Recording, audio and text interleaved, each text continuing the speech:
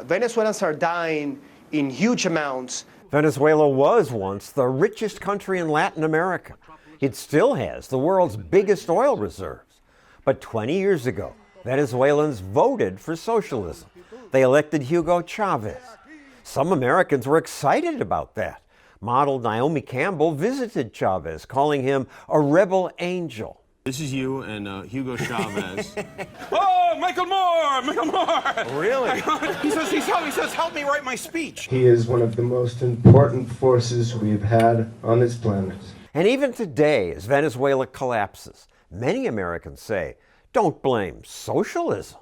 Actually, blaming socialism for Venezuela's riches to rags story is grossly misleading. Yes, Venezuela is going through an insane political crisis right now, but it's not clear that that crisis has anything to do with their socialist policies.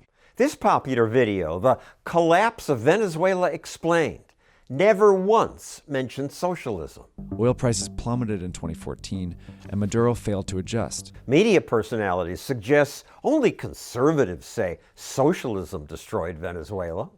If you follow conservative media at all, you may have seen it frequently painted as the inevitable, dire consequences of a socialist government. The problem isn't socialism, says John Oliver. It's a story about epic mismanagement. But mismanagement is what happens under socialist governments. It always happens, because no group of central planners is wise enough to manage an entire economy. Even if they have good intentions, the socialists eventually run out of other people's money. The socialist solution then is to print more. That caused massive inflation. The nation's failed economy is expected to hit 10 million% inflation this year. When business owners raised prices to keep up with inflation, government often took away their businesses. ¿Y este edificio? Es un edificio que tiene comercio privado de joyería. Exprópiese. ¡Por Dios! This man just had his business taken. ¡Algo descarado! Socialists say government can run businesses better than greedy owners who just want profit.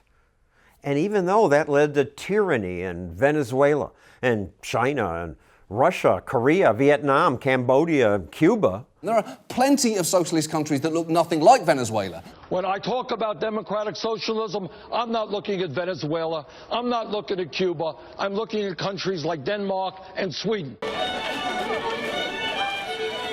Oh yes, those countries do have bigger welfare programs than America does.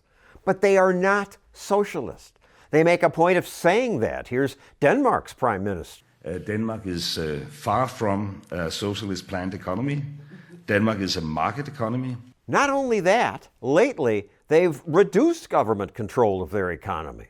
They privatized the national phone system and the railroads, and they sold Copenhagen Airport to a private company. It's the same story in Sweden. We did have a period in the 1970s and 1980s when we had something that resembled socialism, a big government that taxed and spent heavily, and that's the period in Swedish history when our economy was going south. So Sweden reduced government's role too. They even instituted school choice. The Scandinavian countries that progressives call socialist successes, not only are they not socialist, they're moving more toward capitalism.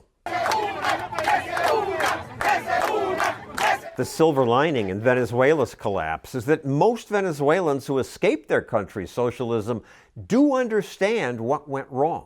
In Florida, reporter Gloria Alvarez asked Venezuelan immigrants, "What do you think about socialism?" That doesn't work. So no se lo recomendaría a nadie. Well, it's never going to work. It's never going to work. Do you think that people, once they get out of Venezuela, do they understand that the problem is socialism? I think that a great percentage of them do. The problem is a socialist system that they tried to make work, but that has never worked and will never work. It will never work. As Ludwig von Mises wrote, the champions of socialism promised the Garden of Eden, but planned to transform the world into a gigantic post office. Every man a subordinate clerk. I wish progressives understood that. Since they don't, tragedies like Venezuela will happen again and again.